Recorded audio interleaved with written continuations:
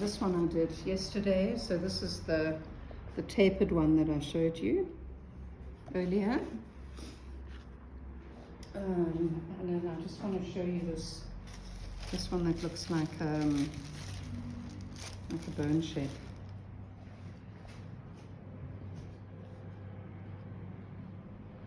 Okay, so again we're going to score it well. Score, score, score, score, score, score.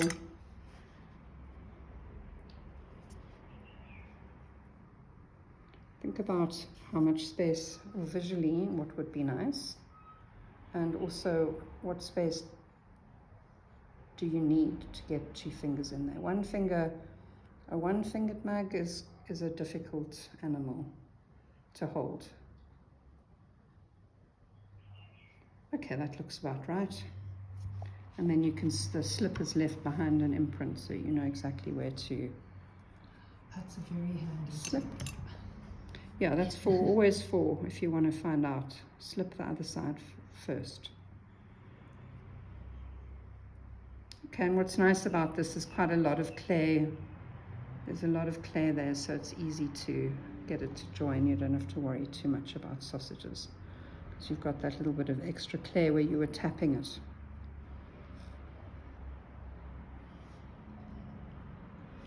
Okay, and then you still need to always, even though we're not doing sausages, you still need to compress the join. Just make sure that it doesn't come free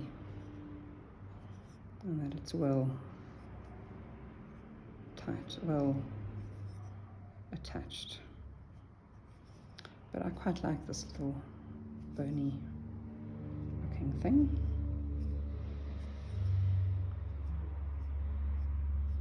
All right, so then you might use your finger or I don't know, a tool.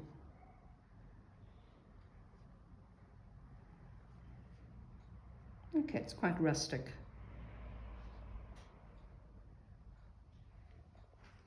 I think you can, in situ, just get it right, so that you definitely have a 2-finger thing going on.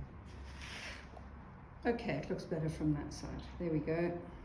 That's the bony handle. And then, you know, this one, which is the one I was saying is my most preferred at the moment.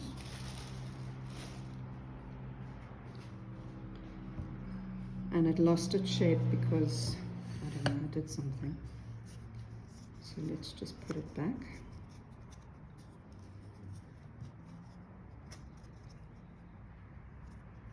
Okay, I'll just score it on.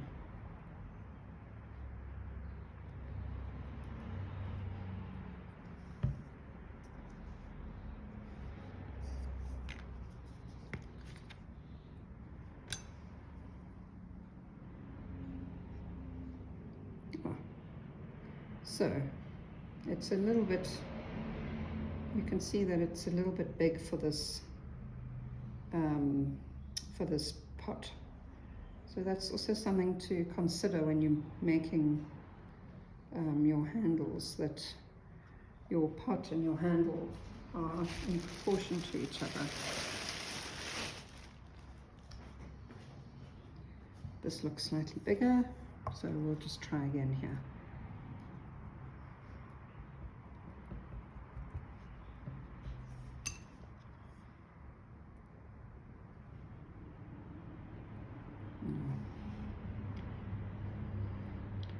Okay, so measure once, and then you only need to score once.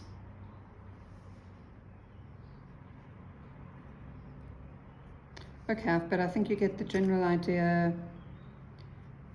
Put it on, put it in position.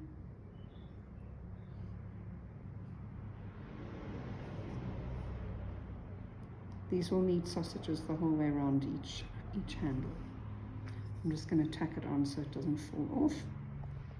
When I prepare the sausages, I'm not going to add them because you know what to do, but that's the idea. So that one I'm going to place over here to firm up. And then I'm just going to add this handle, score, score, score, score, score, score.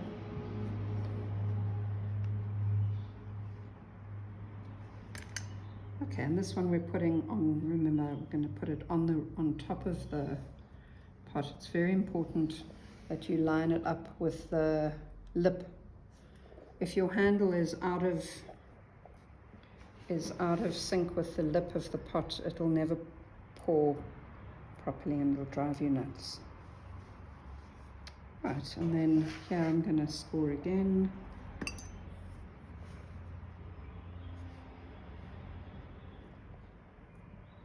I'm just so in this is a little bit soft.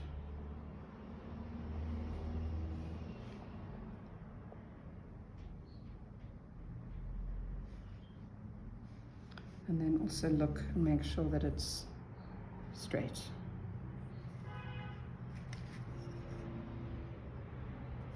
I think that's straight. And I'm gonna, again, just attach it with my 2 fingers like that. Now, if you start, if you're not getting the curve here that you want, which I'm not, I want that curve. And because it's soft, I'm not getting that curve. Then you just need to place it on, you need to just hold it upside down or put it on something and let gravity shape it for you. Right? And just to say also that the handle is usually thinner and it's got more surface area than your vessel, and so it tends to dry before the vessel dries.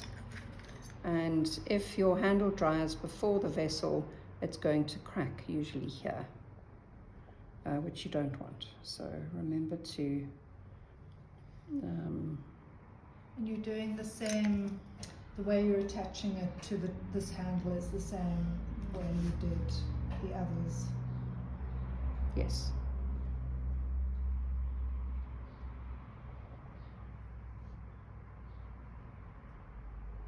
Other than the top.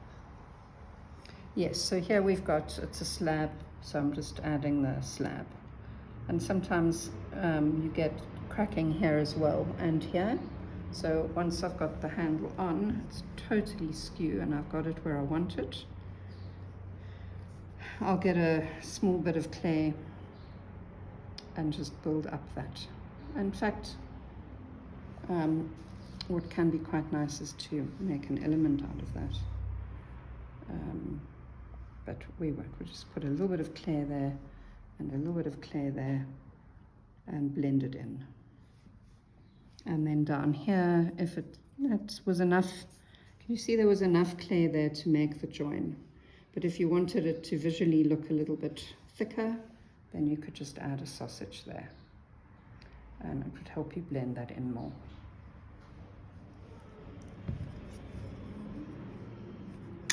Remember this trick where you can just roll the dowel, I keep calling it a dowel stick. I mean, I suppose it is a mini dowel.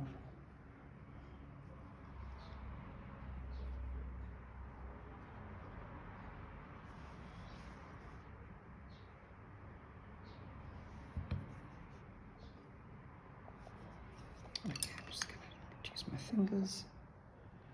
At the end of the day, fingers are very good tools.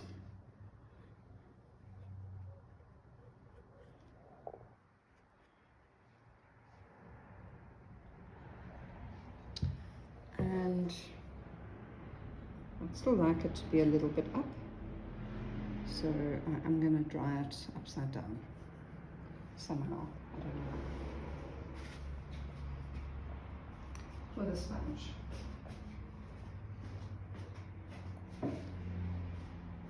And that's it. That concludes. Oh wait, there was still the. Yes. Sorry, I'm still just going to show you the. How to do that thing, the tool, that tool.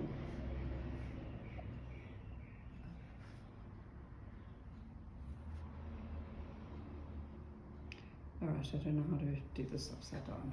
Do you want me to hold It's it? fine, it can just be Okay. upright. No. Probably going to destroy it anyway. Okay, it's just... Oh, there we go. Right, well, I've just balanced it here and now I've got the shape that I want. Okay, so then there are also tools that you can use for a handle. If it's easier, I can put this here. This is a diamond core tool. It's a special handle cutting tool. Hopefully my slab didn't get too dried out. And you just gently run it along your slab, and this a bit thick. Okay, so depending on what you're busy with, I'd say for me that's a bit thick. So then you just wouldn't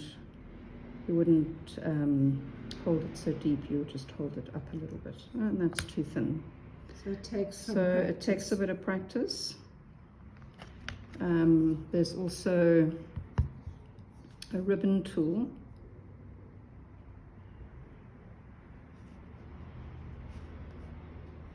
I mean, what's nice about like a ribbon tool is they're always going to be the same. If you use the same ribbon tool on all your cups, but it's quite hard to get it even, whereas this tool has a little stopper here, so it will be even. If you use the stopper and you cut, you're going to get an even piece. Okay, so I just wanted to show that to you. You'd have to do a bit of practicing. I made this slab quite a while ago, so it could also have dried out a bit too much.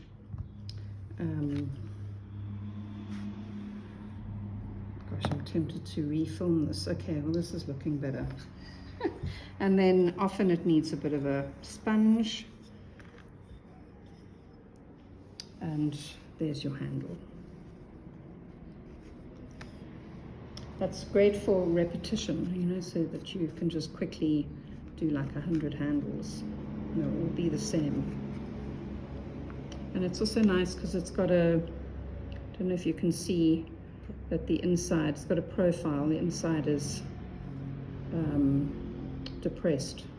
So that's quite nice to have that.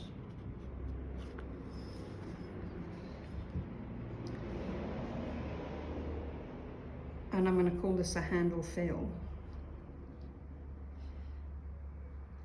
If it was firmer, maybe it is firm enough, and you can just cut to get it to go more handle shaped. You make little pleats in it.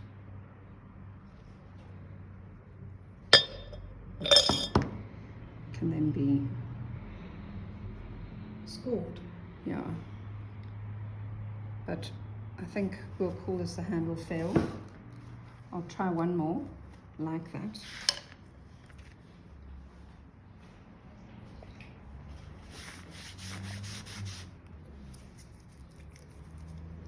It's worth pursuing, I think.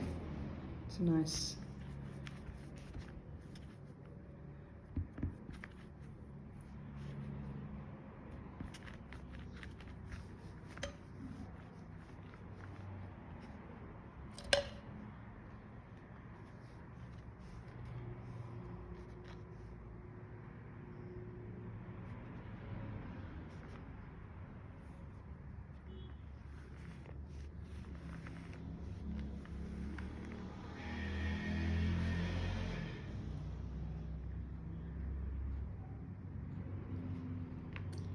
Could show the lovely green jug in the corner by the slips. You made where the slips are, there's a green jug that you made. Oh, look. So it can be successful. Okay. Sorry, I've completely forgot about this. So this handle is an example of a hollow handle. It's slightly bigger. But I mean, this is the general idea. and then you will cut it there and there to make it. It's definitely a one finger handle, which is, as I said, not my favorite, but you can just see how it might just spark some imagination. That's how it might work. Okay.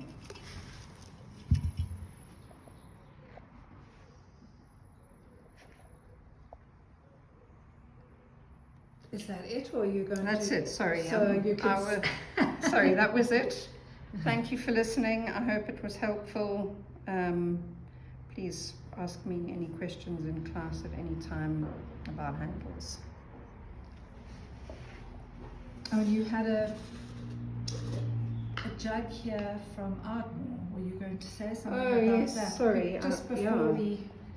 I just end. wanted to show that a handle doesn't have to just be a functional item. It's a functional thing. It's an ergonomic thing. It's also an aesthetic thing, and you know, you can do anything, whatever your imagination allows, you can do on a handle. Look at that. Okay.